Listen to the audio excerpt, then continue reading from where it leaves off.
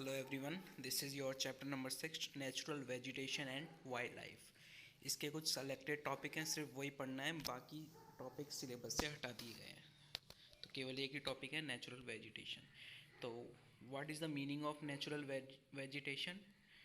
इसका मतलब है आप जहाँ रहते हो या कहीं भी रहते हो वहाँ आसपास की पेड़ पौधे कैसे हैं। ठीक है, वेजिटेशन मतलब पेड़ पौधे हुए, झाड़ियाँ हुई, जो भी चीज़ है वो वेजिटेशन है। ठीक है, जहाँ जिस जगह की जैसी नेचर होगी वहाँ वैसी ही वेजिटेशन उगेगी। ठीक है, इसी के बारे में हम पढ़ेंगे।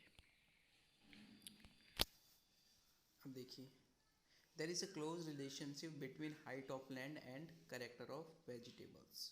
ठीक है, अब जैसे कोई जगह जैसे ज़्यादा ऊंची ठीक है, और कोई जगह कम ऊंची जगह, तो वहाँ जो उगने वाले पेड़ पौधे हैं, है ना, और यहाँ जो उगने वाले पेड़ पौधे हैं वो अलग अलग टाइप के होंगे। ठीक है, the growth of vegetation depend on temperature and moisture. जो वेजिटेशन की जो ग्रोथ है वो किस पे डिपेंड करेगी? टेम्परेचर और मॉइस्चर पे। ठीक है, जैसे अगर कोई पेड़ ज़्यादा जल्दी बड़ा होता है या कोई कम जल्दी बड़ा होता है तो उसके पीछे क्या फैक्टर काम करते हैं? एक तो टेम्परेचर, वहाँ का टेम्परेचर कैसा है, दूसरा है मॉइस्चर, जो पिछले चैप्टर में हमने पढ़ चुके हैं। The type and thickness of natural vegetation varies from place to place because of variation in these factors. ठीक है, और दो और फैक्टर्स हैं, वो हैं स्लोप और थिकनेस ऑफ सॉइल। मतलब स्लोप मतलब ढलान, और मिट्टी की मोटाई। थिकनेस ऑफ सॉइल का मतलब है मिट्टी की मोटाई, मिट्टी कैसी है वहाँ। तो चार फैक्टर हो गए जो वेजिटेशन की ग्रोथ को चेंज करते हैं। पहला टेम्परेचर, दूसरा मॉइस्चर, तीसरा स्लोप एंड चौथा है सॉइल थिकनेस। ठीक है,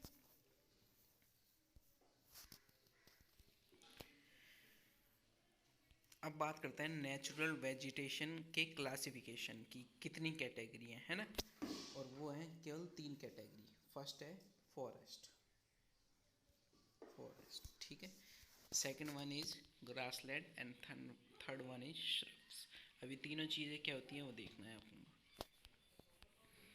देखिए, फॉरेस्ट का मतलब फॉरेस्ट जहाँ होता है जहाँ ज़्यादा बारिश हो। ठीक है, जहाँ टेम्परेचर प्लेंटीफुल हो और रेनफॉल मतलब बारिश काफ़ी ज़्यादा हो। ठीक है, तो वहाँ क्या होगा, अपने आप ही पेड़ पौधे ज़्यादा उगेंगे और वो फॉरेस्ट बनाएंगे।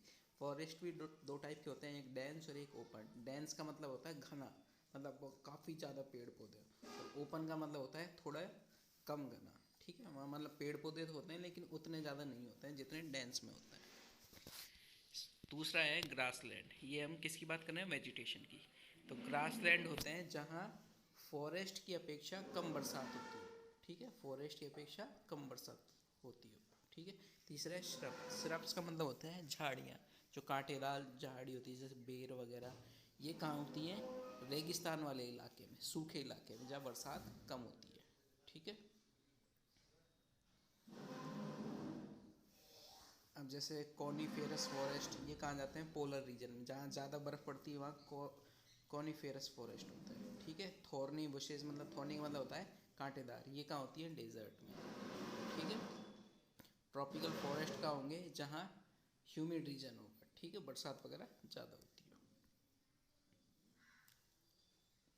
अब ये जो क्लाइमेट वेजिटेशन टाइप है, ठीक है, इनमें चेंज क्यों हो जाता है?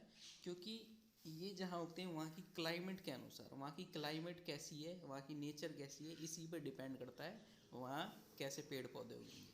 अब जैसे हिमालय वगैरह में क्लाइमेट क्या होती है? ठंडी क्लाइमेट है, तो वहाँ पेड़ पौधे भी उसी टाइप के उगेंगे। ठीक है, थोड़े तिकोने जो शेप होती है उसी टाइप की। ठीक है, अब अपने यहाँ राजस्थान में डेजर्ट है तो यहाँ बड़े बड़े पेड़ थोड़ी होंगे, यहाँ कैसे होंगे? कटी कटी झाड़ियाँ वगैरह।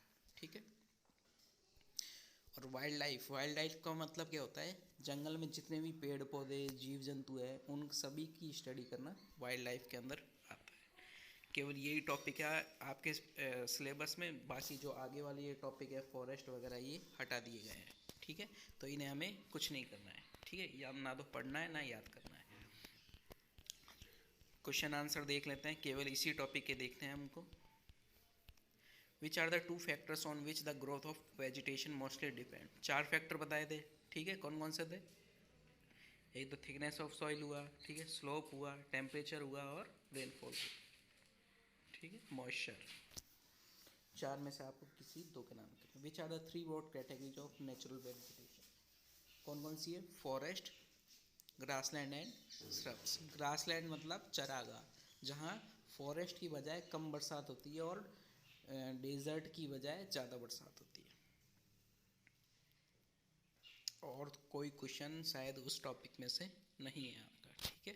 तो एक बार ये आपको देखना है और क्या ये तो क्वेश्चन ही आपको करना है, ठीक है। तो ये आपका चैप्टर पूरा हुआ।